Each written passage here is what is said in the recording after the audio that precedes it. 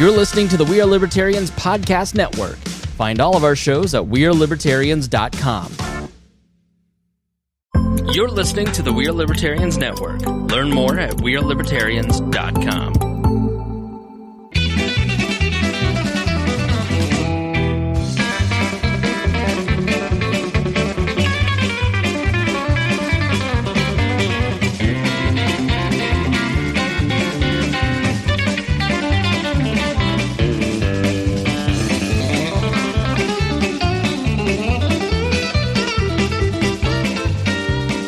Welcome to the Boss Hog of Liberty podcast. This is episode number 338 of the Centrion's favorite podcast. Jeremiah Morrill, joined by executive video producer, audio engineer, coach, and show cheerleader, Mr. Zach Bertram. Your co-host today. Uh-oh. You know that now. It's official. Yeah, I just found out like 30 seconds ago. I just as much training as I have at my current job, though, so I think I'll try. You'll be okay. Dakota's at home taking care of some stuff. We have a fun show planned. We've got two county commissioner candidates here. Susan Huhn, who's currently a county councilor, and the incumbent Southern District Commissioner, Bobbi Plummer. They'll both be on your ballot. If you are a resident of Henry County, Indiana, registered voter, still time to register. So if you live here, go get registered tonight. But they will both be on your ballot if you pull a Republican ballot, and then one of them will advance to the November election. So that's what we're talking about here. They represent the southern. Basically, to be a county commissioner for the Southern District, you have to live in like the southern third of the county, but the entire county votes on it. That's the way the rules work in Indiana. So even though it's not your district, if you're a voter here, it applies to you. This show is about our lives in rural Indiana. We're here to push your boundaries and make you think as individuals. Sometimes we'll provoke you. Other times we'll make you laugh, but you'll always learn something new. Just did our customary 15 or 20 minute Patreon. Zach, you guys had some fun without me over the weekend in Fantasy IndyCar. Did not go well for me. Nope. And if you want to hear how badly it went for me, join the Patreon and you can hear about my traumas. If you got points for first out, you'd have slayed. Yeah. Not good. Patrons that we do want to say thank you to. $50 more a month at the beginning of every episode. Your business, your thing gets a shout out. John Phillips of Andy Moore Buick GMC, also the former city council and now county council candidate. Thank him for his continued support. Anthony Meyer, Different Breed Trucking, and Sports Corner of Newcastle. Blake Reese. I just dropped off a bunch of shirts. I'm getting some Boss Hog swag made for myself, Zach. I've got a bunch of PFGs that I bought, and I said these are too blank. I've got the big logo, and we're gonna start wearing those on here. So that's the identity of the show. Me wearing my vintage shirts as we head into summertime. Because I sweat too much in a polo. That's what the audience wants. I'm not ready for that season. I'm not ready for like sweating. Yeah, I want windows open season. I practiced in February. We went down to the Caribbean, and that first 3 or 4 days where you're at 85 degrees with 90% humidity, you're totally in it again. It's instantaneous. And we'll get that May 12th. It'll be 40 degrees, and then May 17th it'll be 92 degrees. Mm-hmm. And then by June we'll be good to go. Carb day. Yeah. It usually skyrockets on. As a matter of fact, the last couple of years, it's been between Carb Day of the 500, Memorial Day weekend. So Friday and Memorial Day. Yeah, Friday you're wearing a hoodie. I'll wear a jacket to the track on Friday, and then race day, it'll be 97 degrees. And you'll see like this, like the heat between, like downtown will be like a mirage. That's the way our weather goes. All of that said, I'm getting some shirts made over at Sports Corner. Got to say a special thanks to our candidate series sponsors. Wyland's Flowers is back. They have been a sponsor of this series every year since it started. The official florist of the Boss Hog Liberty podcast. They do all of Zach's bouquets because he sends out like 14 a year. You are like the florist king, husband of the century.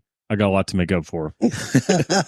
And they've done all of the weddings on the show as well. So Dakota's wedding, my wedding, they're awesome.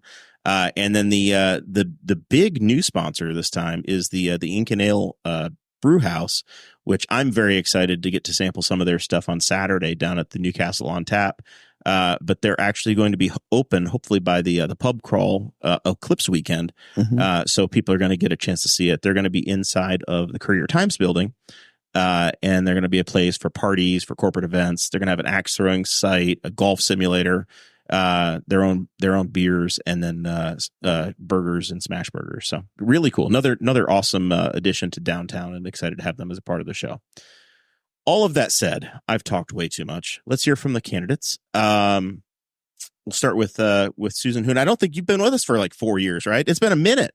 It's been about 4 years. Yeah, since I pull ran. that back around. Alrighty. 4 years. Welcome back. Thank you. Glad to have you. Remind our audience about yourself, your history, and maybe some of the motivations that said, "Hey, you know what? 2024, I want to run for county commissioner." Yeah. So I moved into Henry County 9 years ago. My husband and I wanted to get out into the country to raise our family. We've got 6 kids. I homeschool my kiddos and active in Memorial Baptist Church here in the county. I originally got into politics here in the county because of wind. Well, seems like a very long time ago now. And my first run for commissioner was 8 years ago as an independent candidate. And then followed by that with running for council. I served a 4-year term on council and then was reelected and finished the first year of my second 4-year term on the council. And I have learned a lot about local government since, and have found that wind is important. And there are many other things that are very important in the county. And still learning now. All right. And Bobbi, you were with us last year in the primary cycle, Yes, 2 years ago. Mm-hmm. I've lost track. We've done so many of these now. Look, years just go by. You guys just said I was here last week, and I said probably. It probably was. Probably was. And if you're an elected official, you have pop-in privileges down here, so they're just a block away. So I never know if they just come in and have a bone to pick. Sometimes on a Thursday, we'll just have people show up. Tell us about yourself. Remind us. So I have lived most of my life here in Henry County since I was 2 years old. Most of it in Strawn. I graduated from Tri-High. Go Titans. Shout out to them and the difficulties that they've had with all the road construction. I went to IU, got my business degree in a long time ago, 1985. Older than you are. No, I'm an 83 model. Are you an 83 model? I'm an 83 model. Okay. So yeah. Okay. Well, so at least you were 2 when I was graduating. I have worked IT for 36 years, 22 coming up on 22 years, self-employed. And I got into the race, kind of the wind, also brought us to county government, in 2016. And then in 2019 made the decision to run, and made the decision to run again, because I think that, it takes a couple terms to, see everything through that you're working on. So decided to go ahead and put my name back in the hat. Well, very good. So the show notes we're going to work from are our guide. They're a general theme of kind of where we're wanting to go. If you want to copy these, the show is supported by Patreon. So patreon.com/BossHoggerLiberty. You can join there. You get into a special Facebook group, and then the show notes get dropped in there. So before every episode, once they're available, they're there, so you can kind of follow along and see where we're going. But it's conversational in nature. So while we have an idea of where it's going to go, the folks in this room are kind of what decides what happens. We'll stay with you, Bobbi. Mm-hmm. The county has been investing in building preservation, and there was some talk of what investment can be made, and I think this came from some of the ARP money. Yes. So there are 3 main buildings in the downtown corridor, and then there's some others around the county as well. I wanted to know what the decision was, or why we are where we are with the courthouse, Justice Center, and all their office building, which I think we call the Masonic building. Masonic. We refer to the Masonic building, but it really says the Henry County building. Yeah. But everybody refers it to the Masonic building. So over the last 3.5 years, we've been doing a lot of things with buildings. We have been liquidating those that we no longer need. That was a drain on the county's budget. That being the what we refer to as the Old Hope building, where I believe MTB is now. We liquidated that. We liquidated the Annex building. unfortunately, that is coming back to us, but I think we have a plan. It went so well, you get to sell it a second time. It went so well, we get to sell it a second time. And we've got the Walmart outlot is on the market right now as well. So, liquidating buildings at the same time that, over the years, and we all know how county governments and budgets work. And look, the amount of money that we've spent on just maintenance on the current buildings is astronomical. Thankfully, we've had ARP money to assist with upgrading the HVAC at the Justice Center and different things. How did we end up with a building at Walmart? That happened. I'm not sure. Well, it's just a lot. It's where the car wash used to be. Okay. I think that was Walmart. I think sold it to us for like $10, if I remember correctly. Back in 2010. They must have been tax evaders. I don't know. Yeah, I'm not sure when actually I was looking at something else, and Commissioner Delling was at his desk, and I'm looking through something on Beacon, and I was like, what? And I pulled it up. I said, did you know that we own some ground at Walmart? And he said, no. Wonder if there was ever a plan to do anything. There was a kind of a vague plan, something with EMS. And, I heard they wanted to put an ambulance center there or something at one point. Yeah, and kind of work with IBT. It was a vague plan for that. And so it was Commissioner Tarantino, Dellinger, and I, and we used ARP money for it. Requested a study done by DLZ of what we needed to do with to maintain or upgrade, rehab the Justice Center, the courthouse. The main focus has always been the courthouse and the Masonic building. So that plan was put together, and it was an eye opener because with the 4 priorities, they ranked them 1 through 4. It was in excess of $11 million of updates and repairs. And so the council bonded $5.7 million for that, or 5.8, I think it was. And so we put out RFQs, and DLZ is now working on the scope, which we have a main scope, and they're tweaking it right now. We asked them to add some other projects to that since we do have the ARP money, about $4.5 million left of ARP funding that we could potentially do a little bit more. But we're in the process of, do we want to do these things, or do we want to just stay with the original bond? All right. Susan, do you have any, this is a conversation that if you take over as commissioner, this project's going to be a big part of your world, I'm sure. Any comments on the direction and the future of the buildings downtown? No, just as Bobbi said, there were more repairs than what needed to be done, but I think they've done a good job prioritizing. And I think that I've heard some mention of using some of the funds also for YOC renovation. Mm-hmm. So that would be something too. So when we had originally started the process, we had talked about if we had $6 million from the bond and $4 million from ARP funds, we could do almost everything on that $11 million. But then you don't always know what you're going to get into when you start working on old buildings. So trying to decide how much contingency should be held is something that's important too. And then now trying to hold some of those funds back for potentially renovating the YOC. Now, what the YOC is the Youth Opportunity Center? Correct. Yes. And that is out near Memorial Park. Correct. And is there a I know the county's got a inventory of buildings. Is there an anticipated future for that structure? So the council hasn't been involved in any of those discussions. Okay. But I have. Or I guess as a commissioner, your vision for what that should be or could be? So without being involved in any of the discussions, I don't have any of the background. I know that it was used for youth at some time. I know that it was originally a successful model, and then it was not. So financially, it wasn't viable. We started sending our youth to Delaware County. And then in the past year, that also has not become a financially viable option in Delaware County. So I definitely have a concern that it's still not a financially viable option to reopen here. The building's been leased out, right? To right. to a third party. I'm sure not up to code what it would need to be now to actually hold juveniles. So I have no idea what it would cost to make it that and what it would cost to operate. But those are things that, I would, step into too. And I definitely would want to back up and be privy to those conversations because I'm not convinced it's a good idea, but it could be. I just haven't been part of those discussions. All right. Bobby, on the So YOC. So the YOC, yes, it is leased to True Harbor. They house young ladies.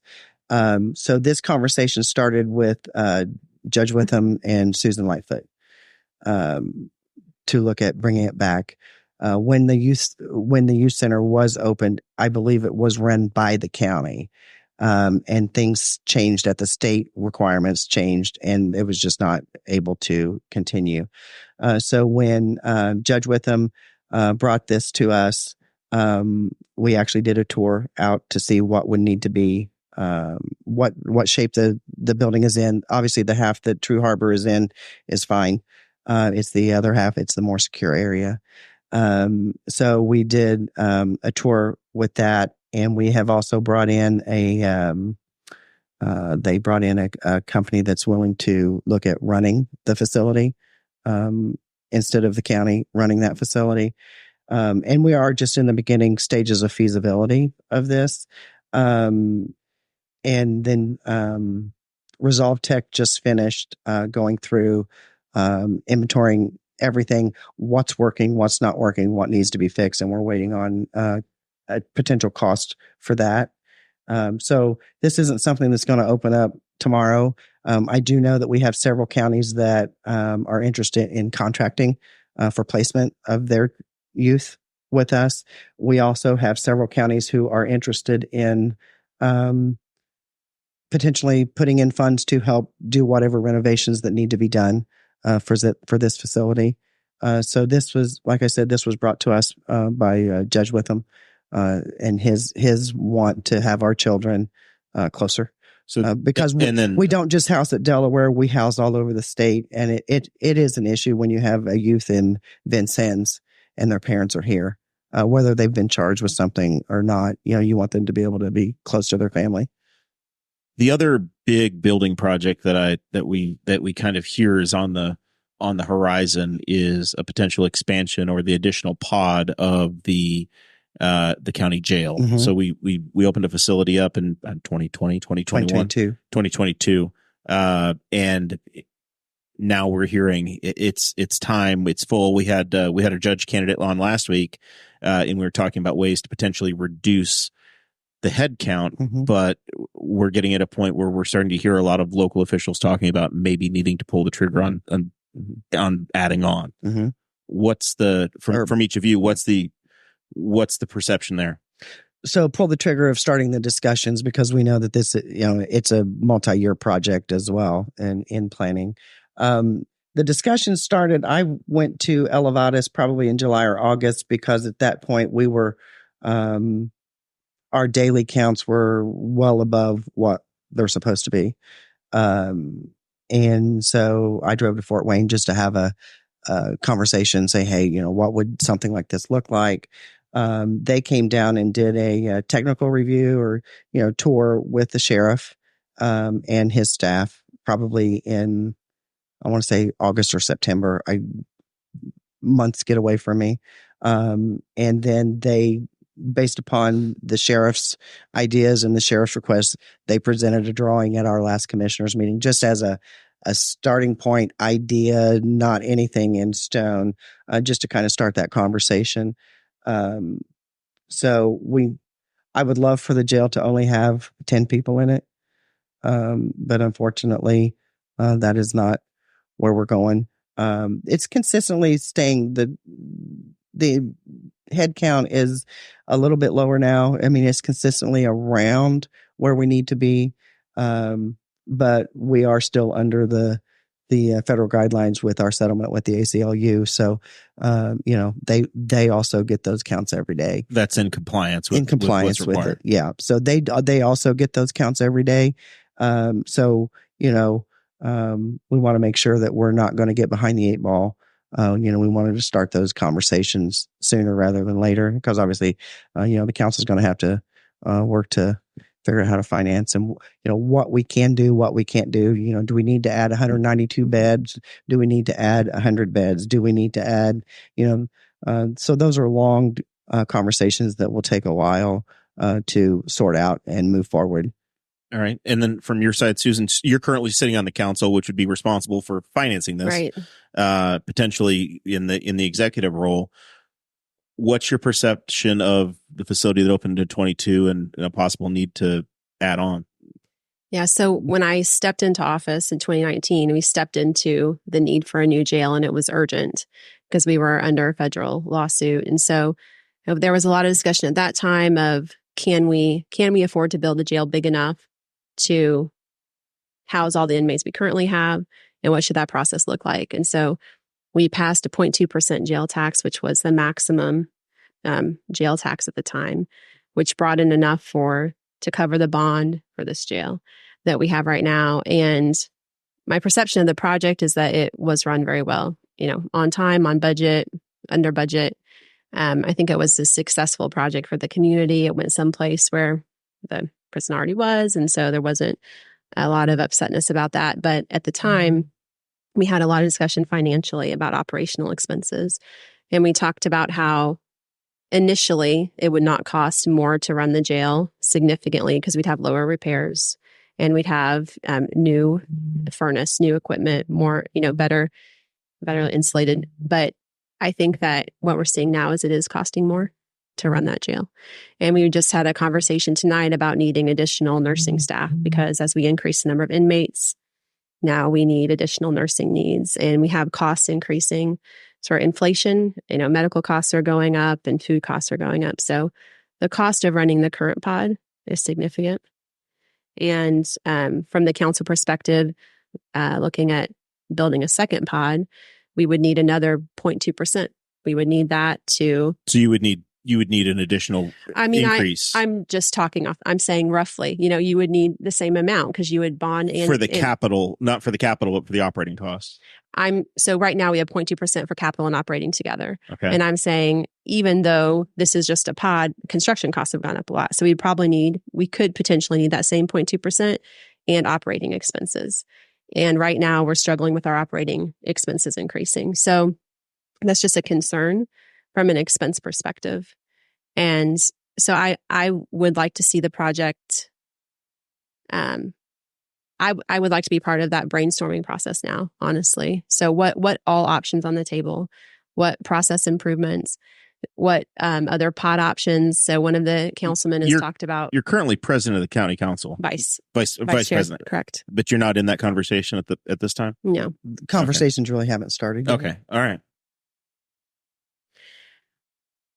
Was just going to mention, so there have been talks even of a temporary pod that could be purchased, or just would we look at every possible option and not being part of that process. Some of the council are discouraged. We want to look at every possible option because we just see, and it's not just jail operational costs increasing. Inflation is driving all of our costs up. We already had to pass a 911 tax. We're looking at potentially making sure we can fund EMS. So there's just a real concern with expenses. So being part of the brainstorming process would be good from our perspective, and also just good for buy-in. And we want 10 elected officials, all 3 commissioners, all 7 council saying we did everything possible that we could. This is the absolute only way, with all the judges, with the sheriff. So I was going to say the sheriff, the prosecutor, all the judges, everybody all of those folks have to have buy-in, right? Absolutely. All right. Commissioner Plummer, yes. Your views on the process, I guess. On the process? Yeah. Well, and really none of those talks have started. I was not aware that there was even a drawing until Elevatus reached out to me and said that they had prepared one at the request of the sheriff, which is perfectly fine for him to request. And he has designed it how he wanted to see it. And I believe there's a joint council commissioner work session April the 25th with judges and to also discuss this. And like I said, the discussions are just starting.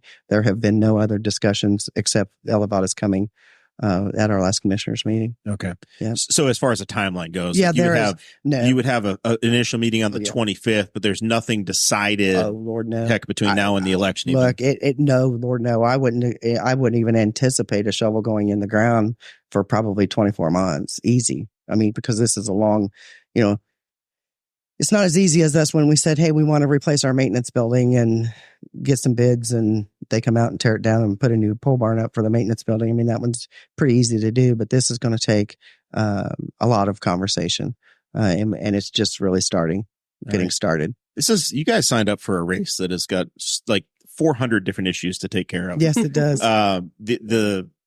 The list, we could sit here for 4 hours discussing things, and we wouldn't even get to the heart of a lot of it. Another massive big ticket issue that I wanted to get to is county insurance. Mm-hmm. And there's been Courier Times this week published a list. There's, I think, 10 different tort, which is essentially a civil action against the county's insurance, or claims against the county's insurance in the last 12 months, which triggered Travelers Insurance to say, hey, we want out of the Henry County business. Mm-hmm. And the county has contracted with a new insurance company, five new insurance companies to replace the one policy. Yeah. But our coverage, or essentially our deductible, is much higher. So there's more exposure for the county. Premiums and deductibles. So there's a little more, and I've talked to Travis about that. There's more than what he listed in the. I'm going to adjust your mic just a touch. Sorry. Yep, there you go. There's a few more than what he listed. December the 20th, and I'm just going to speak everything that was done in a public meeting. December the 20th, Travelers did notify Josh Estel that their view of the risk management had changed, and that they were going to cancel. Actually, originally it came across as February the 1st. He worked very hard through the first part of January to get them to move it to March 1st, because there was no way that we could have enough time to find another carrier. So Josh did an outstanding job. He was able to get coverage for everything. Travelers is still maintaining crime property and inland marine until July. That covers our Navy? Yeah, it covers our Navy. Okay. Yeah. Covers equipment. I never understood why equipment is called inland marine. I know, same. But it's equipment. I know. They're based out of Weenie World. No, Blue River Coast Guard. Coast Guard. I know. And actually, truth be told, I had to Google it and see what it meant, because I was like, I have no idea. We don't have any boats, but okay. So we were able to get coverage. The unfortunate part is, and the council dealt with that tonight, or is starting to deal with it tonight, our premium is going up $234,000. And our law enforcement liability deductible is going up to $150,000. So we do have coverage. And hopefully, if things over the next year, if the risk go down, we're hopeful that when we requote, that we may be able to get a better quote. All right. Now, the thing is, and I will say this, we do know that insurance is going up everywhere. But this is not, cancellation is not a common occurrence. It is not a common occurrence. No, not mid policy. At renewal, yes, but not mid policy. No, it is not a common occurrence. All right. So you've been dealing with this issue from the council side. So now you've got a $250,000 hole to plug this year. Correct. And I'm going to have you pull that mic in just a little closer to it. Yep. Right. It's directional. So if you talk straight into it, okay. you're going to sound better to the world. What do you agree with the path we've gone down to take corrective actions, or, we're interviewing you as a candidate for commissioner. So I guess if there's a divergence or a different opinion, now's the time to share it. I think Josh has done a great job, and Shannon Tome and I went and spoke with him. I know he worked very hard to make sure we had coverage that was uninterrupted. Just for reference point for listeners, we went for premiums from 600,000 something to 800,000 something. Mm-hmm. So it's a significant percentage increase. And it's like your car insurance going up 25%. Exactly. Right. And my sister's worked insurance her whole career, and her and I had a very long conversation about it. And same thing, insurance is going up everywhere. And there are lines of insurance that insurance companies just don't want to be in as much anymore. And they don't want to put roofs on new buildings every time hail goes through. So deductibles are going up. So there's a lot of economic things going on. As inflation happens, coverage has to increase. It becomes more expensive.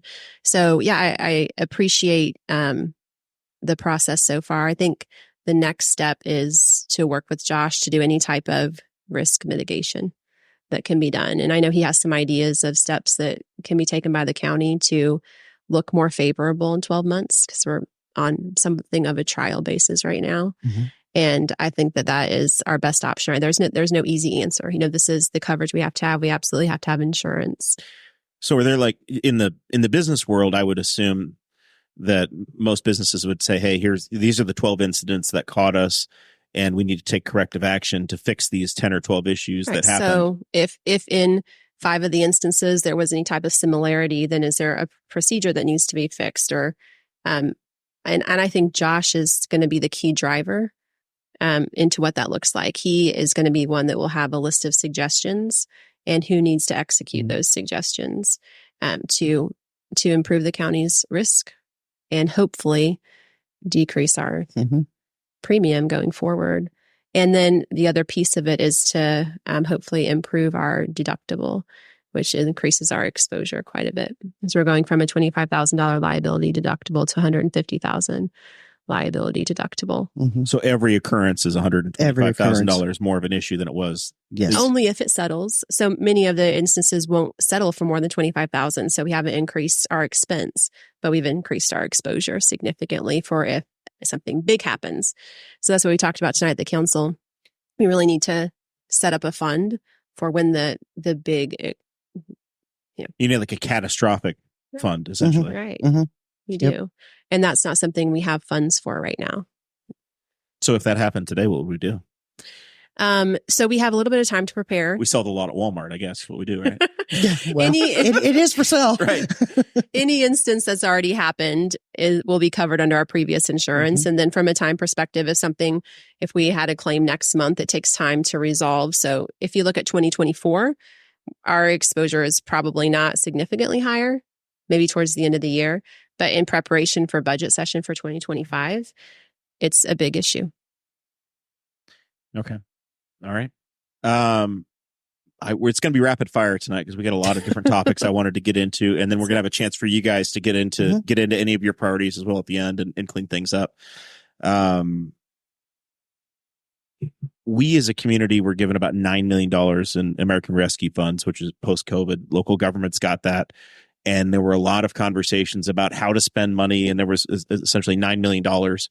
And there were folks that said, hey, use it to make sure that we can get through the storm. There were folks that said, hey, let's use it for major infrastructure projects that leave an improvement for the community.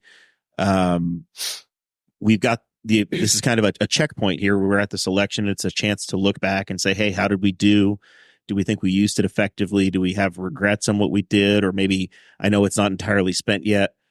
Priorities. I'd like to hear from each of you how you think we've done with that. I know we're still spending, I think $50,000 got approved at one of the recent commissioner meetings for additional public safety or law enforcement during the eclipse. Right. We'll start with you, Susan. I think we've been talking on your side. So sure. How have we done? What's the report card? Looking back, I think we've done both. I think we've used it as a fill-in for expenses, and I think we've done some good things in the community too.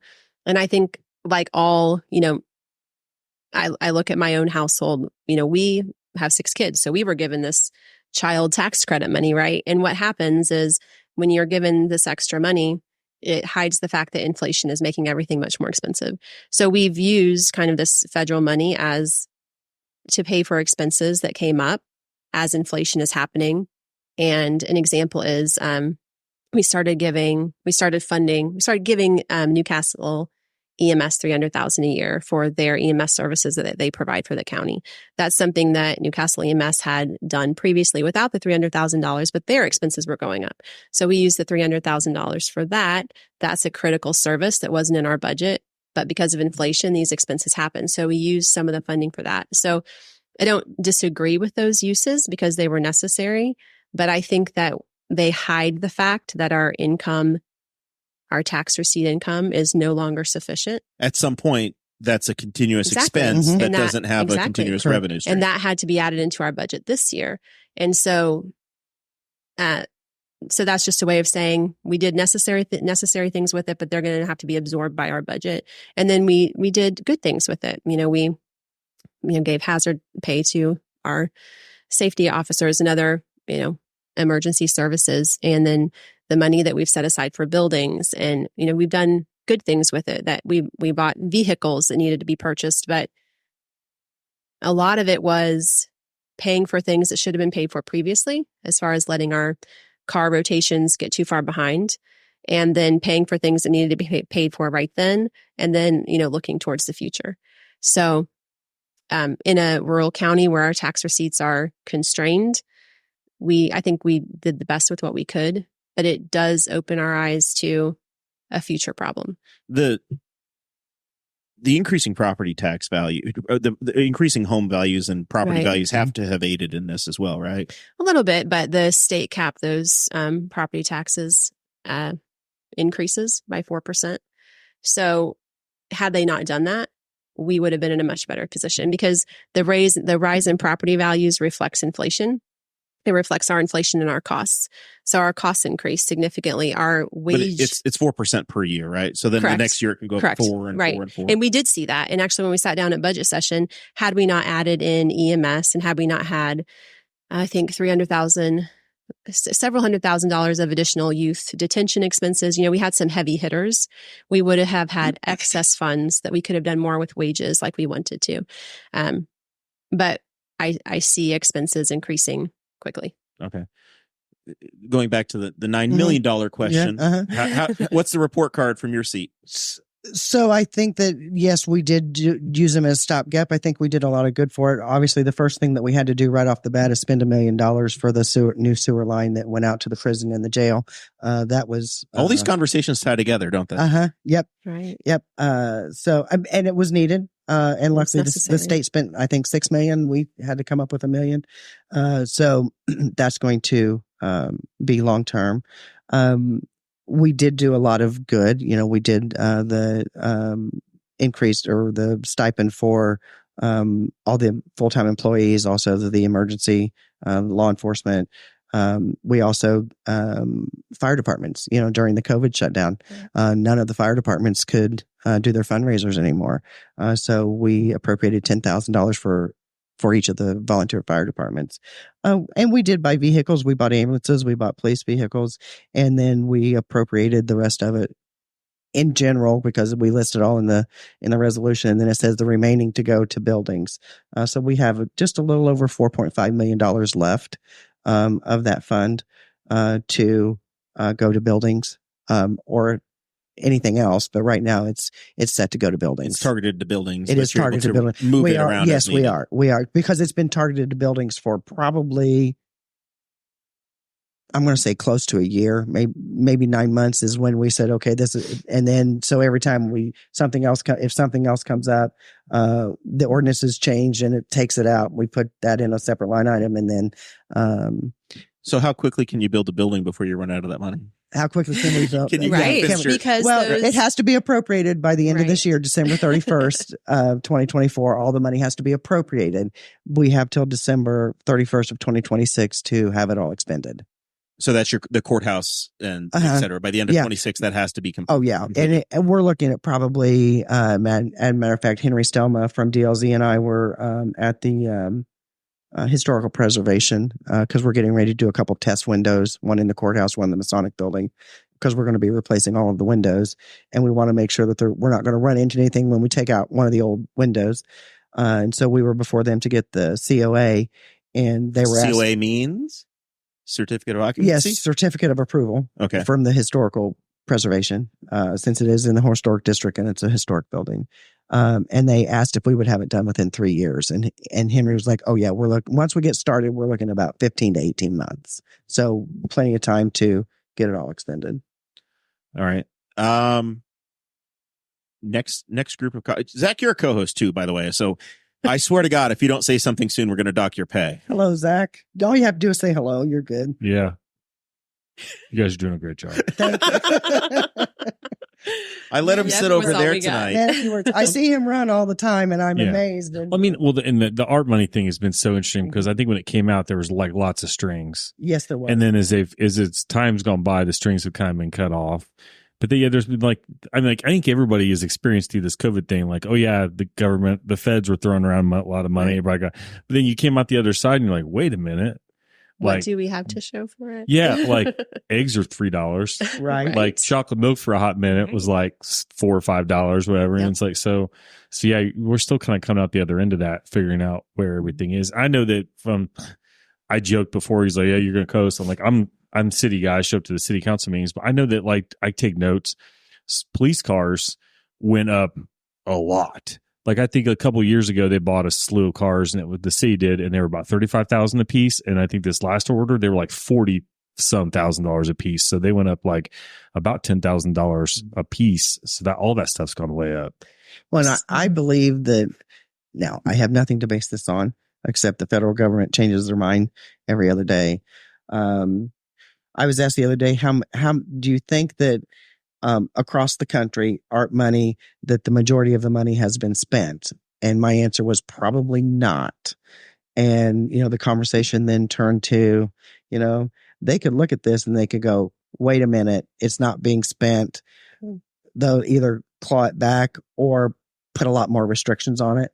Maybe it's going to only go to roads, or maybe I'm not saying that that's going to happen, but it's a possibility. Even though there are very legitimate reasons why it hasn't been spent, right? As far as planning period, and then just trying to get a project started, and then construction companies being behind. There's reasons, but you're right. It just takes a long time. They could change it, but and I believe when we got ours, I think there was like 9 or 10 counties that refused it in the state of Indiana. Oh. Millions of dollars, really, because they didn't want the headache. Because last year, free money's a bit. At audit time, they audited all of our federal funds, and that's a very long and arduous process. When they come in, they started auditing the art funds and everything. We did well. We passed, obviously, but it was very time consuming. The relaxing of constraints saved us money because Absolutely we didn't have to do as much documentation, legal work, etc. So that was compliance a benefit. got a little easier, right? And easier is cheaper. So the other side, Commissioner's office is the county executive. So we have people that listen to the show, believe it or not, all over the country. They're not all just based here in Henry County. So this is educational for everybody. So I try to reset and give a general explanation at times when we get into extreme nuance. But the county commissioners are the executive branch. There's 3 folks on the board. We're interviewing one of the 3 seats tonight. You have a tremendous amount of appointments as a county commissioner when it comes to boards, to department head involvement with department heads. How do you view, I guess, your time as commissioner in doing this, and in the model you have and saying, hey, here's how I'm going to decide who I'm putting on boards, who's going to be a department head, how county government's going to operate? Because you get a lot of latitude in determining how and shaping how administration of county government works. And we've, partially because I was a park board member, we have taken notice of the difficulty it's taken to settle on a park board, make up and getting folks that are willing to do the job. So some of these boards have had tremendous amounts of turnover. Yes. So tell us how that operates.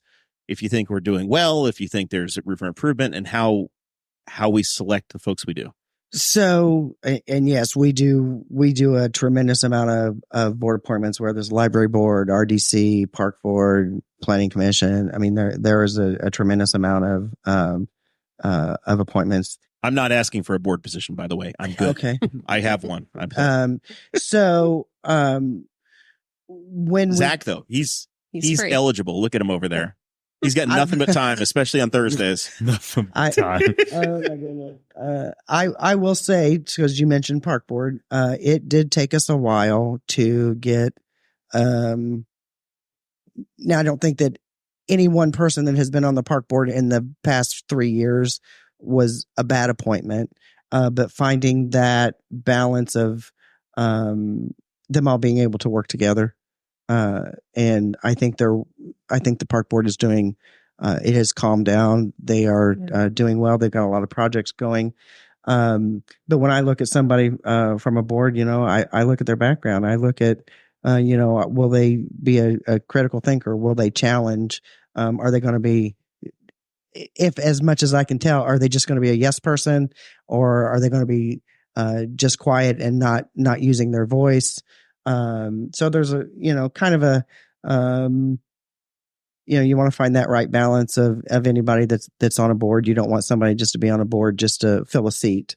And we do, so like with the library board and some of the other appointments, RDC, whether it's the county RDC, we will get suggestions from, for example, Corey Murphy will bring to us and says, this appointment is up. These two people have served on this board for this many years. They're willing to serve again. And we also look at that, try to get some consistency, because you don't want to be replacing everybody every year or every 2 years or however long their appointments are for. You want to also maintain some consistency there. All right. Any view from your side on the board appointments and how we interface with department heads and board members?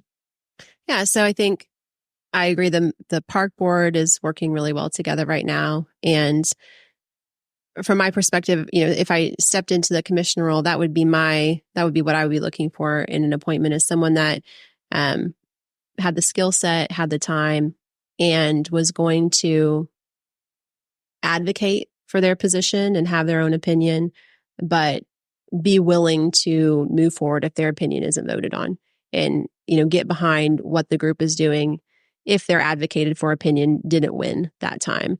And I think that that's, an important part of working together with people is, state your opinion, fight for your opinion if you need to, but then if the group votes and the group decides, you're going to move forward as a group and try to, make the best of that choice for the county. So one of the boards that has a lot of influence and has a lease with the county is the Henry County Expo Board. Mm-hmm. And I know that they have about 65 years left on a 70-year lease inside of Memorial Park.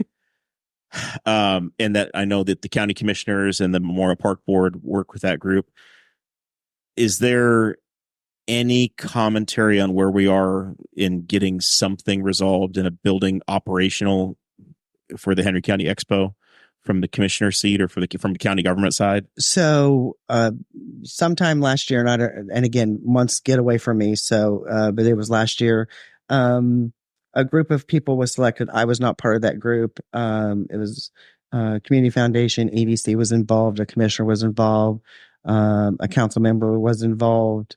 Other stakeholders, I can't remember who all the stakeholders were. I believe somebody from Ball State come down, kind of doing a feasibility study, see where they can go. I know that report or reports have not been completed yet. And to see what needs to be done and how to move forward with this. Actually, I was supposed to meet with a couple people from the Expo board this week, but their schedules got crazy and so did mine. So we'll be meeting next week. Not sure what the conversation is going to be, but hopefully something can be resolved so that we get a finished building out there. Like I said, I always want them to succeed. We just don't know how to move forward funding wise. And I know that the issues that's the elephant in the room. This is like an 8-year-long project, and it predates all of you being in county government. Mm-hmm. But we're pregnant with it now, right? Yes, we are. We have to have the expo somehow. Susan, what are your thoughts on where we're at and what the path forward is? So there's a new Expo board. I don't know all the members, but I know that they are working hard to try to figure out what the future looks like. And they've had discussions with the park board about giving back some of the extra footprint and the county taking that land back. And myself and another council representative spoke with them, said, if that did happen and you did give some of that land back, the council could potentially look at using some food and beverage money to put the playground back and put that external part of the footprint back together for the community.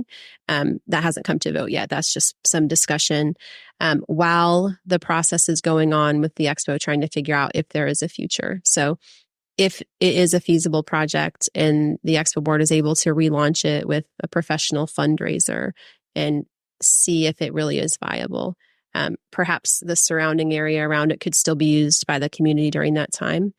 And we'd like to see some type of time frame be put in place and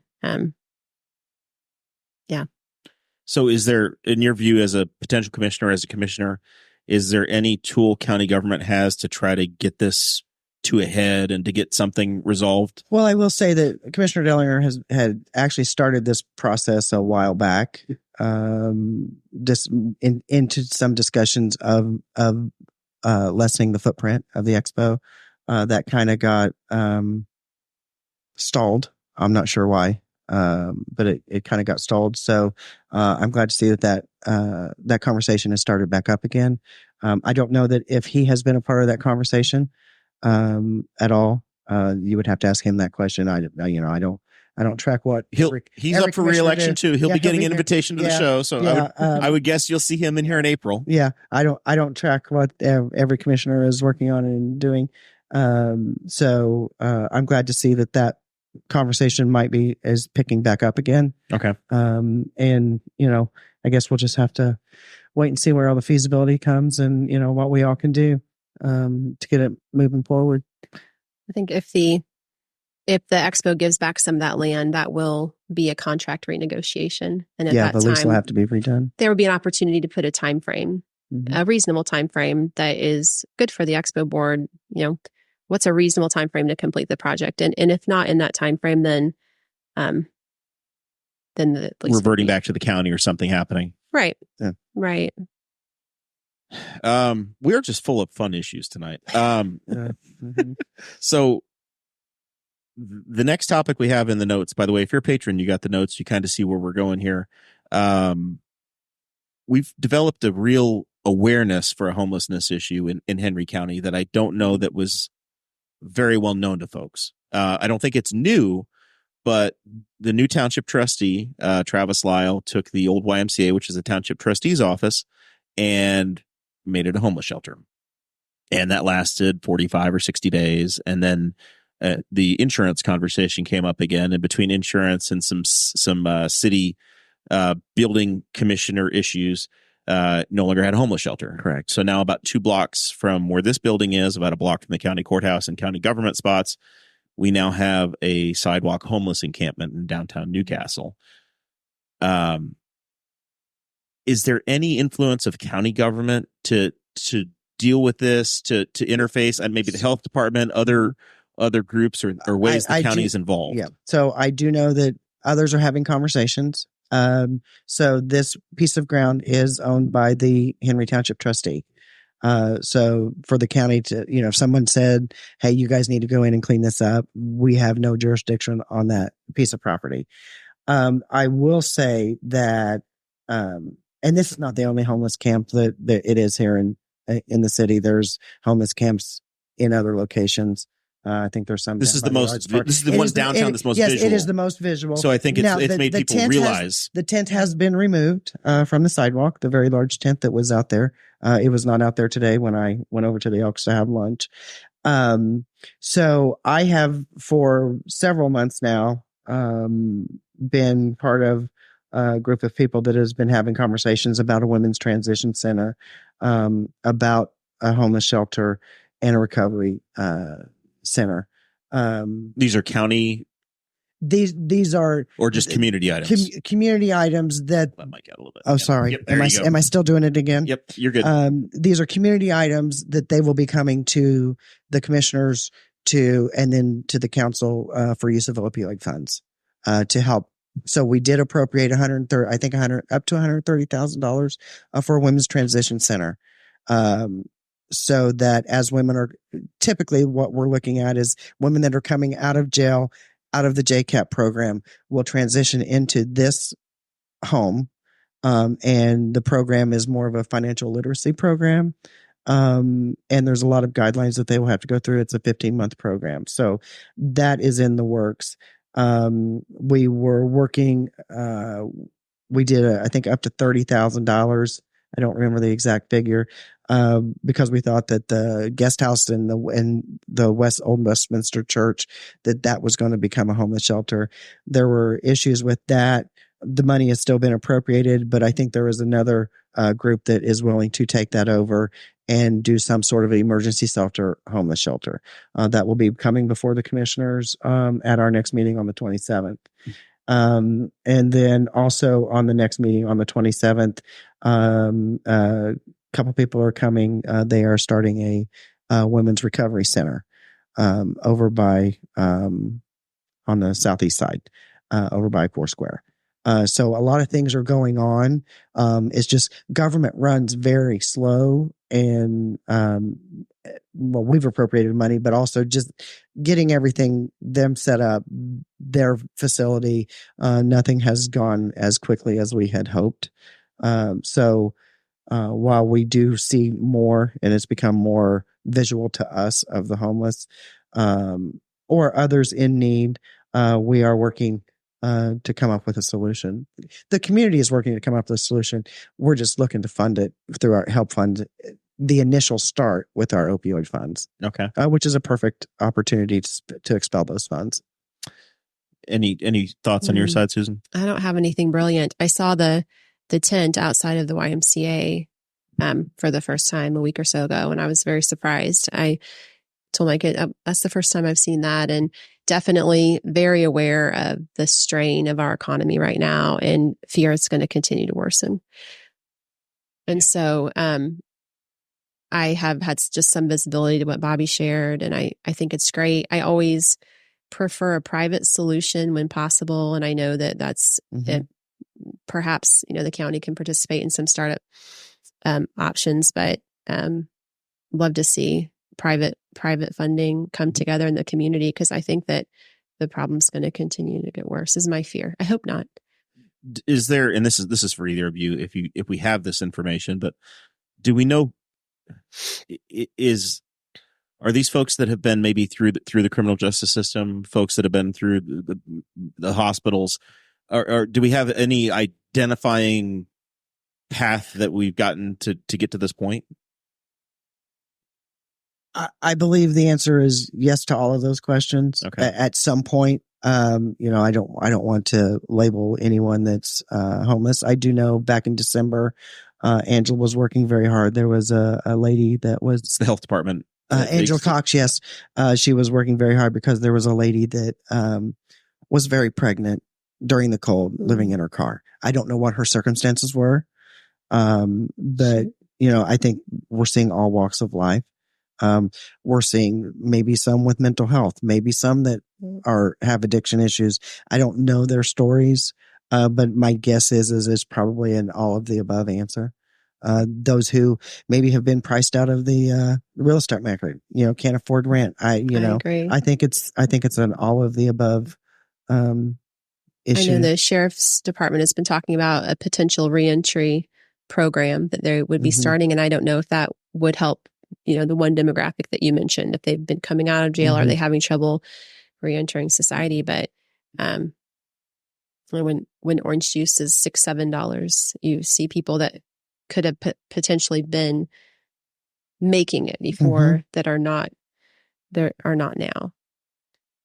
Yeah, like I said, these tough issues tonight. They are tough. I mean, and it's sad. And there's no easy answer. No, there is no easy answer. And I know the city and dealing with it too. Some of the people are just like, I don't think they want to really. They don't really want to participate in society in the normal way. Because some of them, I know they try to get them help and they find them someplace to go, and then they just leave. Yes. And so some of them, like repeatedly, they don't want help, and I think some of them are kind of like probably tired of the world as it's currently operating, and they just want to kind of unplug, and they'd rather live the homeless life than be stuck in. I mean, we're all kind of feeling, I don't think everybody kind of feels like you're in a hamster wheel of dealing with food prices, correct, working more to then pay for the food prices, and then paying more gas to go to the store. Paying more for the gas. Gas jumps 50 cents at a time and then trickles down or whatever and does weird stuff. So I think it's really difficult. I know the city's been struggling as well to try and both help the people and find and give them the kind of help that they want, because sometimes it's not what people think. They think that they just want to give free stuff and be put somewhere, and some of them, that's not what they want. You have to kind of get down to the core issue of why they're in the situation. And so a good example is many years ago. So I've worked IT for many years, and I had a very large church client in Carmel, and one of the ministers was packing backpacks to take to the homeless. And he said, "I'm going to go see my uncle." And I just looked at him. He said, "Before you give me a judgmental look as to why my uncle's homeless," he said, "we have all offered him a home." Yeah. And he said, It's by choice. It's his. it's his choice. It's his choice. He said, so I visit him. I take him things. So I think you have that gamut of, I choose to do this, all the way up to, I have nowhere to go and I don't know what I'm going to do. And that's the difficult part of it. It's sad. Very sad. So this is the open-ended question Dakota has learned to put in every episode. And he called it king for a day, but I think that's wrong, Zach. It'd be queen for the day. Yeah. With the ladies that are here. Short-sighted with his notes making today. It is. His copy pasta from last year was a direct failure, and he's not here to defend himself, so we're going to blame him. That's okay. Not offended. Queen for the day. Monarch for a day. Monarch for the day, I think is exactly what we should have. If you were monarch for the day, Susan, oh my goodness, what's the one thing that you would fix? You didn't have to answer to anybody. You're county commissioner, and you could make this change. And it doesn't have to be like, I'm going to make world peace, right? But like there's like one policy change, one thing you can do that as county commissioner that you would affect and say, hey, we're going to do this. So I'm not going to shoot for world peace, but what I really want is relational peace in the courthouse, in county government. I believe really strongly that more minds can make better decisions if they're really listening to each other. And so I would really love to sit down, all commissioners, all council, department heads, people in the Justice Center, and brainstorm the best solutions for the county. Because our funds are so constrained right now that if one person has an idea that can be incorporated, I think it should be. So that would be my priority, would be to be a good listener and be a good collaborator and generate conversation in county government that could really benefit others, benefit the community. So we've got one vote for collaboration and getting along. Mm-hmm. Monarch Plummer. What are we fixing? You've had 4 years to do it. So this is going to be you've had 4 years to think about this one. I have had 4 years to think about this one, and it's going to surprise everybody. If I was king, legal chickens, here monarch, comes queen, or king for the day. Well, what'd you say? Legal chickens. Here we go. No. Hey, we've got legal chickens. I have to have 5 acres and 14 mules, but I can have two hens. Yeah, you can have 2 hens. All right. So pull that mic away though, too, so they can hear you. Sorry. I am so sorry. I do this all the time. If I could make something happen by the snap of my finger, I would want more citizen involvement in the government because we don't have that at all. I mean, it's anymore. gotten better. We can watch a county commissioner meeting at 2 frames a minute now. Now we are getting ready to upgrade that. So and in full disclosure, 4 frames a minute. What is it? I don't know. Yeah, in full disclosure, it's way better than it was 10 years ago. That's not a cheap shot. That is listen. That is worlds better. In 2016, 17, 18, 19, and 20, what did you have? Bobbi Plummer sitting there live streaming on our Facebook page. So it is better. And in full disclosure, that was put in before I was in office, but we are getting ready to upgrade that and make it better. It's going to improve. Yes, but we're going to learn mic discipline. Yes, everybody's going to have a microphone. Mm-hmm. Everybody's going to have. We're ordering more microphones. It's going to be better. You're going to be able to see the speaker. Yep. There's going to be a camera back here so you can see who's speaking and not just seeing their rear end. But in all seriousness, the men my age really do appreciate having their bald spots on display for the entire town. In all seriousness, I would love to see more citizen input coming to the meetings, being more involved because when it all comes down to it, we are here to work for the citizens. I don't work for myself. We are here to represent the citizens and do what's best for them. And I would love to see them. The one thing you're going to do as a monarch is make me go to a meeting. Sure, that's absolutely. If I vote for you, you're going to make me come to a meeting. No, I would hope that you would come to the meeting. Everybody is invited to come to all of our meetings. And we have our meetings, at 11 o'clock in the morning, 6 o'clock at night. So hopefully everybody can come. So you get 2 to choose from. You get 2 time slots to choose yes, from. Yes, you do. Is that when meetings should be? 11 and 7? 11 and 6. 11 and 6. Well, there's always a rub between when you're for when the council members are available to come, and when's best for the department heads. When I first took office, we moved our meetings to 6. So it would be, what people would be done working, citizens would be able to come, but that was hard for department heads to come. And we were, we heard some comments, well, I have to hang around after hours to come to the meeting. And so when you look out and there's one citizen in the audience and the department heads are telling you they'd like to come to your meetings. So I don't think there's one perfect time for a meeting. So I guess they split the difference, which is not a bad idea.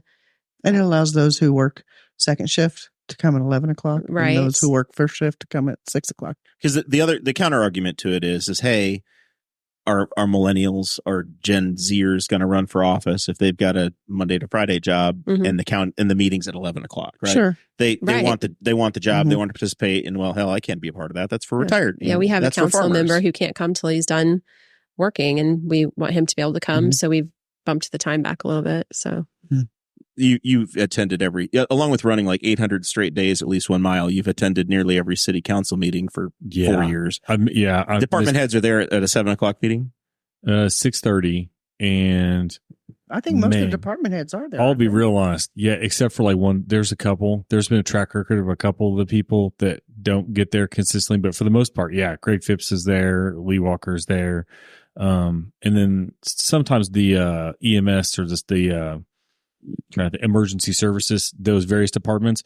The chief might not be there, but there's somebody there in the seat because they might be out doing something. So assistant chief or something. Yeah. So for the most part, they're almost always there. Yeah. There's a particular seat I could tell you that person's not real great about showing up, but I won't say. Hey, if they didn't want to get called out for it, they should have somebody in their seat. Which office I'm is not it? going to say that. All right. We'll check the tape. We'll check the tape. Yeah. Somebody's on notice. If you are the city department, this is actually an elected official. There's an empty chair. That'll narrow it down. There's an empty chair, and it's been noticed by Zach over there. You should just go sit in that chair.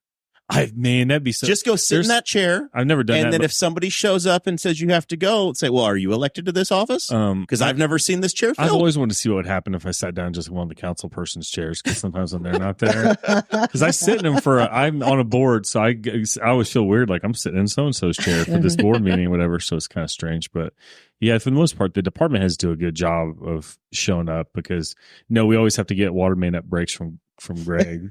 Just like how many days of overtime did he get paid this week for something, which I think it's been quiet for a minute, so I'm gonna knock on wood for him. But yeah, for the most part, they do a good job, and they go around. That's the most interesting part of those meetings, is they go, I call it around the council. That's how it's in my notes, around the council. And they go to the council and they go all the department heads, and they'll talk about what's going on, and that's when you learn what's going on in town. So yeah, it would be nice if more citizens showed up, because one thing I think people lack a very fundamental, one of my least favorite things to see on Facebook is, and I'm one of those people that waste too much time arguing with people on Facebook, is they're like, oh, they're all lying in their pockets, and they think, and then there's corruption. I was like, you're only saying that because you have no idea how government works. Exactly. Like, you go and you'll see that, like, they're trying to do this, they're trying to do that, and like, and so once in a while, like, they'll like, hey, can I use this fund to do this that this person's asking for? And like, the attorney has to say, yes, you can, or no, you can't. Or if you can, this is how this has to work. And so there's systems and processes, and people complain about, oh, the skate park got built, but our potholes didn't get filled. Like, that's two different things, guys. Yeah. They literally can't do that. They can't have taken this money and moved into there. So it's good. I will tell you, about a week or so ago, somebody said to me, and they said, well, you make a lot of money as a commissioner. And I go, I don't think so. Now, I knew what I was going to get paid when I ran for the job. I said, what do you think I make as a commissioner? And they said, oh, probably about $80,000 a year. And I said, listen. First of all, if they wanted to know hard enough, they could Google it. Listen, if this position paid $80,000 a year, you would have 6 people running at every election. That's right. Yeah. Especially in a place like here. Yeah. Right. That's real good money in Henry County. Let's be honest. Yeah. And now, Susan, how much do you have to raise our taxes to get a commissioner? It costs $80,000 a year. A lot. Well, I would considering we pay have to let me do the math really quick. Oh my God. About 0.015%. So times 3, 0.015%. Yeah. Mm-hmm. To get all 3 of us there. Don't expect that specific tax increase to come. That will not happen. That's not going to happen. Thankfully, they can't pass that one right now. Yeah, no, that's not going to happen. All right. So this is where we're into the final thoughts, the cleanup, the priorities that you have that we didn't cover here, because this was a shotgun approach of a lot of issues that Dakota and myself and Zach thought about. But there may be other motivations you've had for running and things that are priority for you. So if you have those, tell us. If you want help on the campaign, yard signs aren't free, door knocking materials aren't free. This is where you're supposed to ask for money. Give us the final thoughts. So my primary reason, I'm running because I want to see people work together. And it pains me to see an issue and people not able to sit down and talk about it. And I really think that there is an issue in our county government with people communicating effectively, with all of the decision makers coming to the table together early in the process. So there's buy-in, and so there's brainstorming. And so that's my primary reason. And if you want to make a contribution to my campaign, you can donate. I mean, actually, right now you'd have to literally write me a check because I don't have an online method. So there's not a lot to advertise, but you can write a check to Committee to Elect Susan Huhn, and shortly I'll have an electronic way to accept donations. So I appreciate you having me on tonight. Absolutely. Yeah. Final thoughts, Zach? Cleanup issues, things. Maybe you've been watching the chat room and we got questions we were supposed to clean up. I've been answering the unrelated questions, but I've been answering questions and hitting up people. But I'm going to give a shout out to Newcastle and to the greater community, because we made social media in a big way over the weekend for a positive thing, and a thing that most people my age can barely remember. The field house sold out on Saturday. And the pictures were amazing. Unfortunately, Newcastle wasn't playing there. It was a Kokomo and Fishers regional game, but we were going out to eat, and people we were with, I was like, we're going out of town. And they're like, why? I'm like, because they're hosting a tournament game. And we rolled by Bundy and Parkview Drive, and which nobody knows why it's called Parkview Drive anymore, because there's no school on it to call Parkview anymore. And the cars were parked all up and down Parkview Drive. They were in the bank parking lot. They were in the church next to the bank parking lot. They were in, and then you went up by Baker Park. They're parked all the way around Baker Park, all through Baker Park. Kind of a little bit bummed. Ran through Baker Park yesterday, and there's a lot of ruts through Baker Park where people were driving through the obviously soft grass that night. 2 inches of rain. Yeah, 2 inches of rain. But get online, look. Because basically, if there was a page that was dedicated to like the greatness of high school sports and basketball in particular, they got a picture of the field house, because that place full is spectacular. It's a shrine to basketball. All the schools were coming through during the week and practicing there, like they were coming to play. So Kokomo sent, like, every team drove to Newcastle during the week, and some of them took the kids out of school to do it, to practice, so they could experience what the field house was going to look like and feel like. Because we take it for granted here, but if you watch the news and you see like Ben Davis's gym, it looks like Blue River's gym. It's just bigger on the sides. Way to dunk on Blue River. Well, no, it looks like they're like, if it is Blue River's gym, if you look at it close enough, it doesn't look any different than any gym in Indianapolis. Almost, you have to get up to the higher tiers to get to extra seats or whatever. Looks the same as Shenandoah's or Tri-Z, all look kind of similar. Newcastle's is different. We have a different gym. They stick a couple thousand people behind the basketball goals, which is probably why they were practicing. It's a lot. If you see Hoosiers and they go to Hinkle, Newcastle has a mini Hinkle, and so that was cool to see, and it was, everybody loved it. They're going to host a semi-state this weekend. Ben Davis is coming to town, so Big Ben Davis is coming to Newcastle to play their basketball game, because we got better things than they do. We have a nicer gym, so that was cool to see. And I mean, even the signs, people my age won't even remember the signs that have the map of where to sit.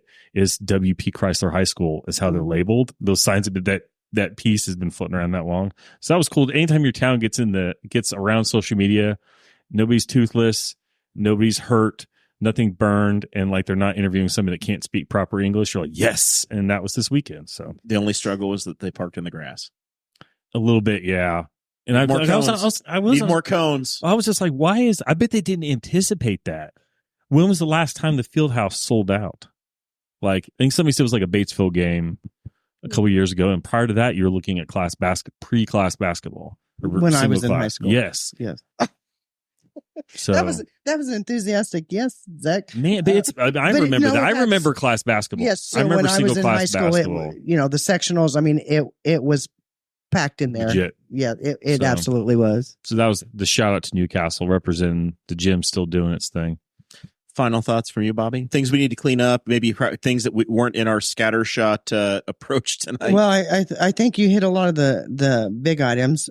So the reason I am running again is obviously I want to see a lot of these big items through. When I decided to run in 2019, and obviously ran in 2020, it's about representing the citizens of the county. I was elected to be their voice and to represent them.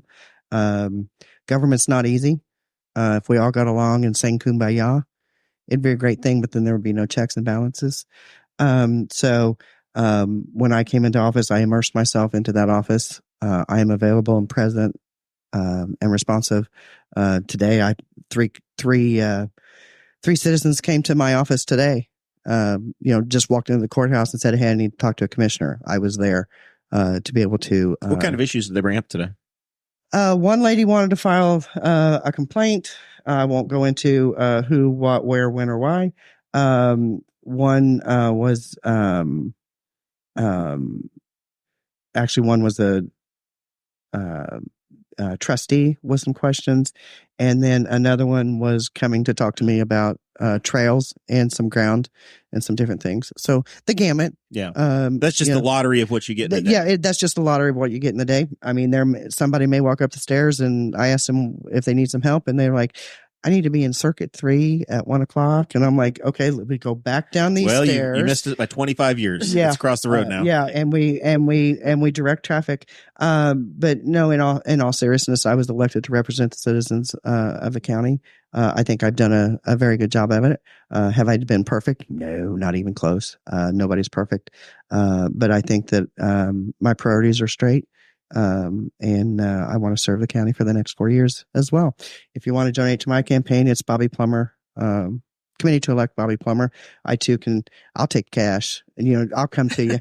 I'll take cash. If you give her $100, she has to write it down. Yes, though. if Those you are the give rules. me $100, I have to put your name down. If it's 99 or less, we can just put it into the account. Yard signs, obviously. I have yard signs. If anybody needs yard signs, they can hit me up. Either on my Facebook page, campaign Facebook page, personal Facebook page, or they can call me at 317-699-2404. Very good. Final thoughts from me here real quick before we sign off. We're just a touch over an hour. Without Dakota's supervision, we didn't have a 3-hour episode, Dakota, Zach. So we should be happy that happened. We did okay. Because there was a very real risk that without any adult supervision, this could have gone till it got dark outside. I can't. So you're saying he's the adult? Yeah, he's on the inside. Dakota's 94 years old. Yeah, he's already been through his Buick phase. Yeah, he's already had his Buick, and now he's just looking for places to be buried in Florida. Saturday, you are going to get a bonus edition of the show. Newcastle on Tap is happening. I assume that we're going to have an extra, 1,500 people in town for that, plus the basketball crowd. Newcastle is going to be unbelievably busy this weekend, which is a great thing. To Newcastle on Tap. Hopefully, they can spend enough money that these ladies don't have to raise our taxes anymore, and our financial woes will be solved just based on food and beverage money that comes in this weekend from all of the folks that are coming in for basketball. I want to say very much a thank you to both of them for putting their name on the ballot. They've both been serving in county government, and they're getting to be pretty experienced. Pretty exciting that we've got two ladies that are willing to serve as well. Politics gets male dominated way too often. So it's pretty special that you both have put yourself forward and bring your unique experiences. And I've been through the candidate cycle myself a number of times. It's not easy.